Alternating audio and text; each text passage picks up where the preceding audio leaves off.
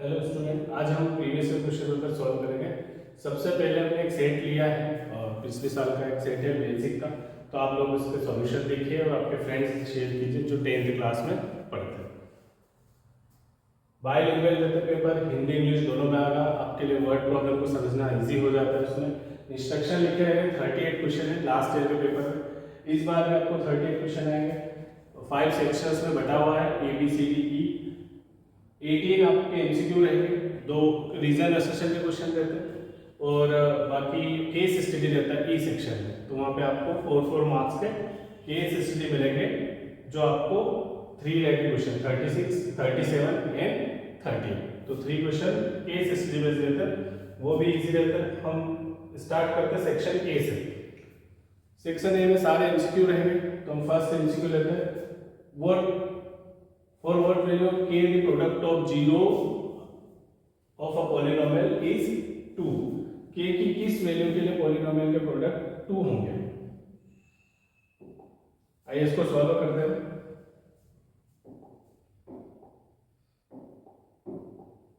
तो k की किस वैल्यू के लिए प्रोडक्ट क्या होंगे? 2 होंगे। अब देखो ये पॉलिनोमियल का क्वेश्चन है, प्रोडक्ट ऑफ जीरोस क्या होता है? प्रोडक्ट ऑफ जीरोस होता है c upon a। Product of zeros alpha into beta होता है c अपॉन a। तो यहाँ पर c क्या है और a क्या है? ये आपका a, ये b और ये c। तो c हमारे पास है -7, a आपके पास है k। c आपके पास है -7 और a है आपके पास k। तो यहाँ से आपको वैल्यू रखना है। क्या वैल्यू दे रखी है? Product of zeros alpha into beta. Product of zeros alpha into beta होता है, सम ऑफ जीरोस होता है अल्फा प्लस बीटा।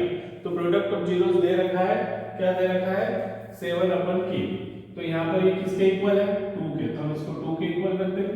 एमसीक्यू है, इसलिए फटाफट हमको सॉल्व करना रहेगा।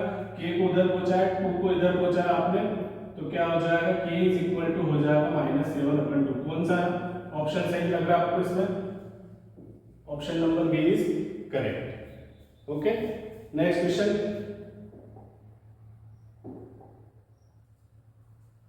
नेक्स्ट क्वेश्चन आपका है एपी से रिलेटेड। अब देखो यहाँ पे 2 क्वेश्चन है, सेकंड और थर्ड। हम दोनों को साथ साथ करेंगे। एक साइड में सेकंड इधर करूंगा क्वेश्चन को और एक साइड जो थर्ड क्वेश्चन है उसको सेट कर देंगे। तो यहाँ पर सेकंड को सॉल्व करते हैं जो एपी से रिलेटेड है।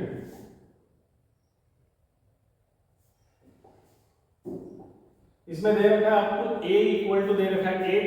a क्या होता है? First term. तो फर्स्ट टर्म आपको दे रखी 8 और 10th टर्म दे रखी है। ये 10 दे रखा है, 10th टर्म 10वीं टर्म दे रखी है -90। तो a 10 क्या होता है? a plus 90। तो ये हो जाएगा a प्लस 90। अब यहाँ पर a आपको वैल्यू दे रखी है, तो हम a की वैल्यू क्या करेंगे? पुट कर देंगे। a की वैल्यू आपके पास 8 है, 90 इक्वल टू -90। ये 8 प्लस का उधर जाएगा तो क्या हो जाएगा? माइनस का हो जाएगा। तो 90 हो जाएगा -90 -8, टोटल हो जाएगा -27। ये कट जाएगा 9 से, कितने टाइम? 3 टाइम। तो d इक्वल टू क्या आ गया? माइनस का 3। d इक्वल टू आ जाएगा माइनस का 3। कौन सा ऑप्शन लग रहा है सही आपको? ये d ऑप्शन से मैच हो रहा है। तो हमको ऐसे ही फटाफट क्या करना है? सॉल्यूशन करने हैं। एमसीक्यू में ज्यादा उसको लिखने पे नहीं जाना, आंसर आ गया तो तुरंत हमको एमसीक्यू टिक करना है। थर्ड क्वेश्चन देखते हैं। थर्ड में देखते हैं। थर्ड में आपको बोला है the mid point of a line segment joining the points. 2 points आपको दे रखे हैं और उसको ज्वाइन करने के लिए जो मिड पॉइंट है उसके कोऑर्डिनेट निकालना। देखो ये क्वेश्चन क्या है? 7 चैप्टर का कोऑर्डिनेट ज्योमेट्री से। तो 2 पॉइंट है, मान लो 2 को डिस्टेंस है, एक खंडवा है, खरगोन है। अब यहाँ पे कोई मिड पॉइंट है, उसके कोऑर्डिनेट आपको बताना है। तो इनके कोऑर्डिनेट्स आपको दे रखे हैं -1 3 और इसके कोऑर्डिनेट है 8 और 3/2। तो आपको मिड पॉइंट के कोऑर्डिनेट निकालना है। अब देखो मिड पॉइंट है तो इधर भी 1 और इधर भी 1, m1 m2 क्या हो जाएगा? 1 हो जाएगा। मिड पॉइंट जब भी होता है तो जो डिस्टेंस एक साइड है और जो दूसरी साइड डिस्टेंस है उनका रेशियो हमेशा क्या होता है? 1:1। तो m1 m2 आपके पास आ गया। अब आपको x से निकालना और y निकालना। ये जो मिड पॉइंट है इसके कोऑर्डिनेट्स क्या हो जाएंगे? x और y। तो हमको x सॉल्व करना है और y, x का फॉर्मूला है, x क्या हो जाएगा? m1 x2 plus m2 x1 divide by m1 plus m2। ये फॉर्मूला था। x निकालने का m1 m2 m1 x2 plus m2 x1 upon m1 plus m2। y1 y निकालेंगे तो सिंपली हम क्या करेंगे, x की जगह y पुट कर देंगे, m1 y2 plus m2 y1 upon m1 plus m2। अब यहाँ पर आप वैल्यू रखो। अब x1 x2 कहां से आएंगे, देखो ये तो m1 m2 हो गया, x1 x2 कहां से आएंगे, ये आपका x1 ये आपका y1 और ये हो जाएगा x2 और ये आपका y2। दो पॉइंट जो हमको दे रखे रहते हैं अलग अलग डिस्टेंस पे, वो दो पॉइंट के कोऑर्डिनेट को x1 y1 और x2 y2 बोलते हैं, और जिसके निकालने हैं उसको हम लेट करेंगे सिंपली x और y। अब ये फॉर्मूला वैल्यू पुट कर देंगे। x1 आपके पास क्या है -1, तो यहाँ x1 की जगह क्या रख देंगे -1, x2 क्या है 8, तो ये वैल्यू रख देंगे। m1 into 1 है, दोनों की वैल्यू 1 1 रखेंगे। 1 into x2 क्या आपके पास 8 प्लस 1 into x1 क्या है -1, m1 प्लस m2 1 प्लस 1 कितना हो जाएगा। अब सॉल्व कर लो आगे, 8 बन जाओ 8 माइनस 1 अपॉन 2, तो ये क्या होगा माइनस प्लस का 7 अपॉन 2, 8 में से 1 गया तो आपका क्या बच जाएगा 7 अपॉन 2। तो 7 अपॉन 2 x की वैल्यू जब ऑप्शन में मिल गई, x की वैल्यू क्या आ रही है 7 अपॉन 2। अगर मान लो ये दो ऑप्शन में से एक ही रहता तो हम आगे सॉल्व नहीं करते, हम इसी किसी को टिक कर देते, लेकिन कंफ्यूजन है कि हमारे पास ये दो हो गए। केबीसी में रहता है ना कि करेक्ट ऑप्शन दो है, तो हमारे पास दो ऑप्शन मिल गए कि या तो ये सही है या ये सही है, दोनों में x की वैल्यू सेम आ रही है। अब देखते हैं y की वैल्यू क्या आएगी। अगर ऑप्शन में आपको ऐसा मिल जाए कि एक ही ऐसा ऑप्शन होता है जिसमें 7/2 तो हम उसी को करेक्ट कर देते, फिर आगे सॉल्व करने की नीड हमको नहीं थी। हमको y भी निकालना पड़ेगा।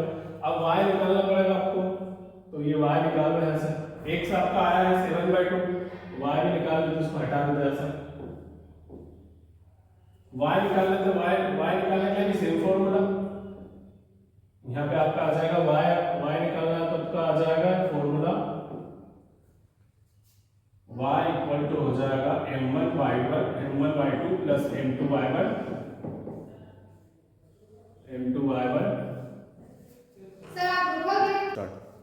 m2 y1 अपन भाई m1 प्लस m2। अब m1 आपके पास क्या था, हमारा जो दो कोऑर्डिनेट है उसमें ये आपका x1 y1 है और ये आपका x2 y2 है, हमने किया था सॉल्व। तो आपका m1 है 1, y1 क्या है 3 प्लस m2 क्या है 1, y2 क्या है माइनस ये प्लस अपन 3 अपन 2, नीचे m1 प्लस m2 2 हो जाएगा, 3 1 जा 3 प्लस 3 अपन 2, वर्ग का मल्टीप्लाई करेंगे तो वही का वही आएगा 3 अपन 2। अब नीचे क्या है इसमें 2 है, एलसीएम लेंगे हम सॉल्व करेंगे तो ये क्या हो जाएगा आपका 2 एलसीएम लिया आपने और 2 का इधर मल्टीप्लाई कर दो तो ये 6 हो जाएगा प्लस 3 और ये हो जाएगा 1/2, उल्टा कर लेना इसको, नीचे 2 है रेसिप्रोकल में 1 में तो इसको हम उल्टा करके मल्टीप्लाई, ये क्या हो जाएगा आपका 3 प्लस 9 और ये 2 और 2 क्या हो जाएगा 4, तो 9/4 कोई सा ऑप्शन आ रहा है 9/4 ये ऑप्शन आ रहा है। तो देखो यहाँ पर x क्या था अब तक 3 जगह मैच हो रहा था, यहाँ लिखना भूल गए थे, तो यहाँ पर x की वैल्यू क्या है 7/2 और y की वैल्यू क्या है 9/4। देखो ऑप्शंस कितने मिलते जुलते हैं, अगर आपसे थोड़ी बहुत मिस्टेक यहाँ पे हो जाए तो आप ये वाला भी टिक कर सकते हो कि ये वाला कर दो कि यहाँ पे 2 नीचे आ गया, तो ऑप्शंस हमेशा ऐसे कंफ्यूजिंग रहता है, तो आपको ऑप्शन पे ज़्यादा फोकस नहीं रखना है, तुरंत चेक नहीं कर देना, सॉल्यूशन करो x y की वैल्यू निकालो और फिर आप उसको आराम से सॉल्व कर सकते हो। Next question, sin theta is equal to 1/3, trigonometry का क्वेश्चन है चैप्टर 8 का। देखो जब भी हम सैंपल पेपर सॉल्व या पुराने क्वेश्चन पेपर सॉल्व करते हैं तो उसमें एक अच्छी चीज मिलती है कि हमको अलग अलग एक्सप्लोजर मिलता है अलग अलग चैप्टर के कॉन्सेप्ट का। अब हम डायरेक्ट एक चैप्टर में पहुंच गए, sin थीटा आपको दे रखा है, sin थीटा आपको क्या दे रखा है 1/3। अब यहाँ पे sin थीटा की वैल्यू 1/3 है, निकालना क्या है सेक।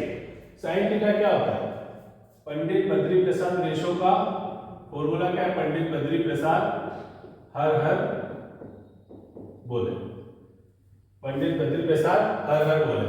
तो इसमें साइन कौन है, P बाय एच। तो P बाय एच आपको दे रखा है, P बाय एच दे रखा है कितना, 1/3। इसका मतलब ये हुआ कि परपेंडिकुलर 1 है और एच कितना है, 3। सेक क्या होता है, सेक थीटा हो जाएगा आपका, यहां से निकाल दो, साइन कोस टेन, कोस का उल्टा होता है सेक, तो ये कोस, इसका उल्टा कर देंगे सेक, तो sec theta is equal to हो जाएगा h/b। सेक थीटा क्या हो जाएगा, h/b, इसका उल्टा हो जाएगा कोस का।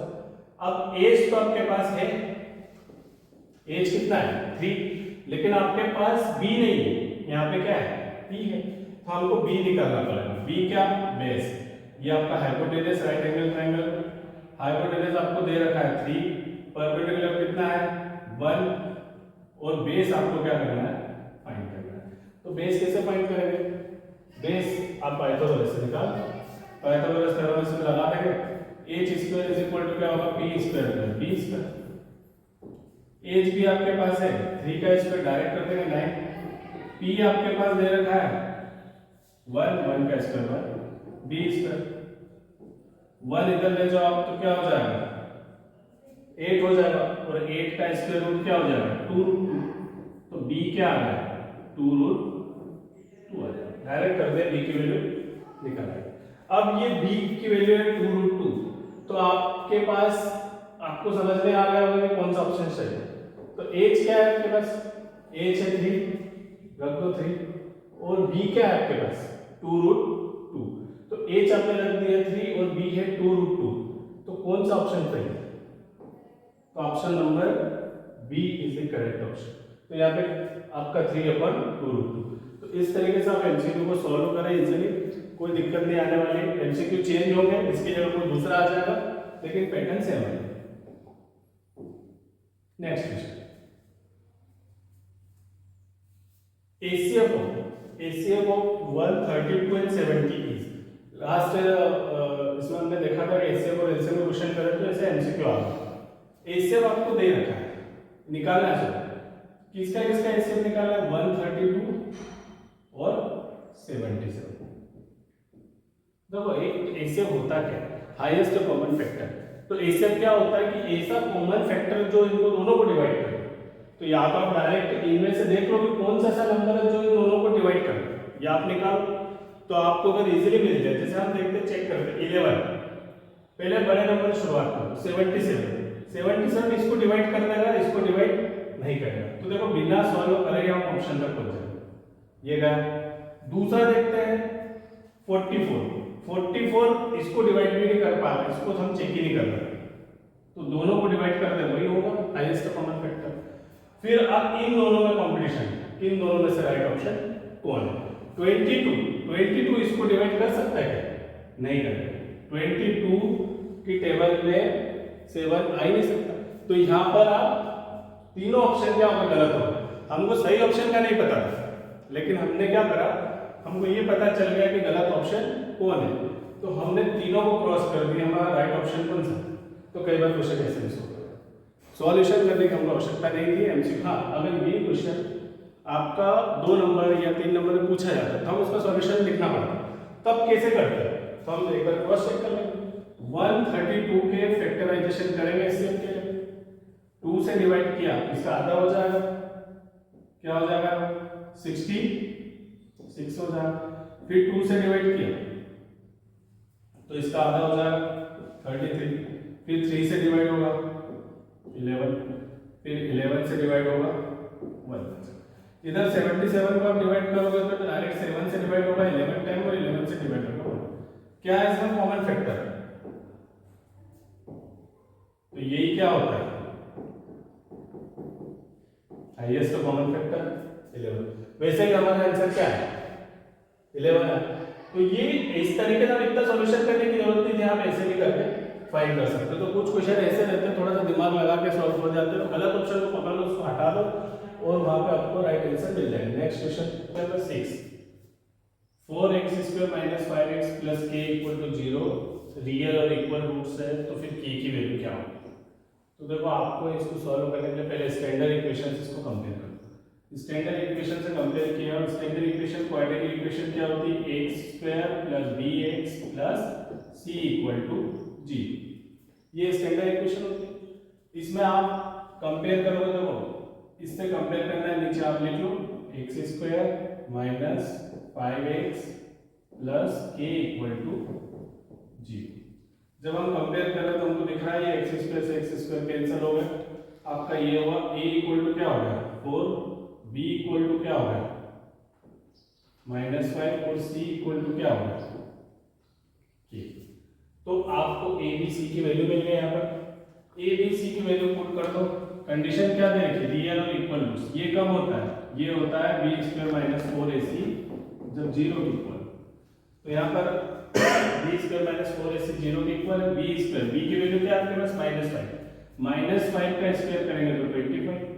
4 * a क्या है आपके पास, a क्या है 4 रख दिया, c क्या है k, तो ये 4 रख दिया k = 0। यहाँ पर 25 4 का 4 मल्टीप्लाई कर देंगे तो 16 हो जाएगा, 16k = 0।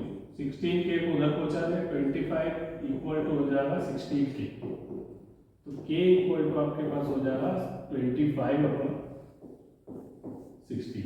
कौन सा ऑप्शन सही है, 25 और, तो बी ऑप्शन आपका correct option.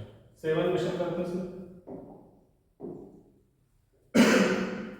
If probability of winning a game is p, then probability of losing a game, अगर कोई गेम को जीतने की प्रोबेबिलिटी p है तो उसको हारने की प्रोबेबिलिटी क्या है।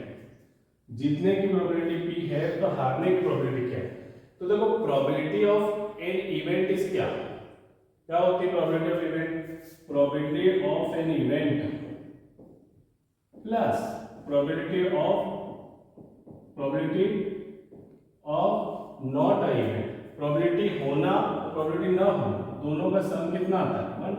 तो जीतने की आपकी प्रोबेबिलिटी जो है संभावना है वो p है, तो आपके हारने की संभावना क्या हो जाएगी, हारने की प्रोबेबिलिटी क्या हो जाएगी, हारने की प्रोबेबिलिटी हो जाएगी 1, p उधर जाएगा, तो हारने की आपकी प्रोबेबिलिटी हो जाएगी 1 - p। तो 1 - p आपका कौन सा ऑप्शन सही है, 1 - p, डी ऑप्शन आपके लिए सही ऑप्शन। नेक्स्ट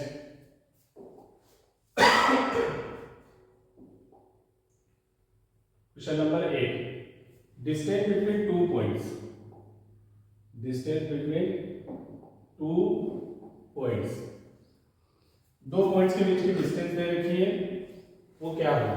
तो देखो ये x1 x2 है, आपको डिस्टेंस फॉर्मूला पता होना चाहिए, क्या होता है x2 - x1 का स्क्वायर प्लस y2 - y1 का स्क्वायर।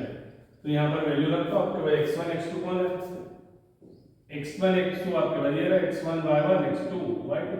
तो x2 क्या है आपके पास, यहाँ लिख देते हैं x1 y1 x2 y2। तो x2 आपके पास है -2 माइनस x1 क्या है 2 स्क्वायर प्लस y2 क्या है आपके पास 3, y1 क्या है माइनस का थे तो माइनस के ब्रैकेट में रख दिया स्क्वायर। अब -2 -4 हो जाएगा, -4 का आप स्क्वायर करोगे तो क्या हो जाएगा 16 प्लस माइनस माइनस प्लस हो जाएगा 3 और 3 6 हो जाएगा, 6 का स्क्वायर करेंगे 36 हो जाएगा। तो ये हो गया अंडरवुड 14 52 अंडरवुड आ गया आपका। इसको ओपन करेंगे तो ये वाला ऑप्शन आपका सही है, क्योंकि 52 क्या हो जाएगा 13 4 जा 52 होता है, 4 से आपका 2 क्या बाहर निकल रहा था तो under root 30 2 under root 13 units centimeter meter. Question number 9, for what value of theta sin square theta plus sin theta plus cos square theta is equal to 2।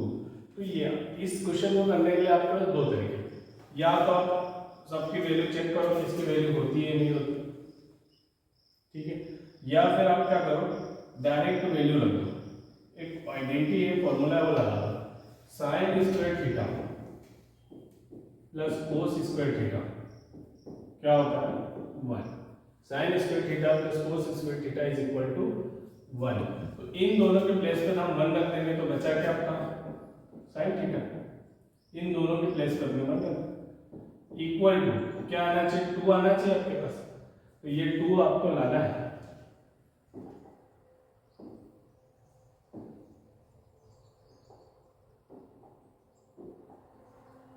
तो 1 प्लस साइन थीटा।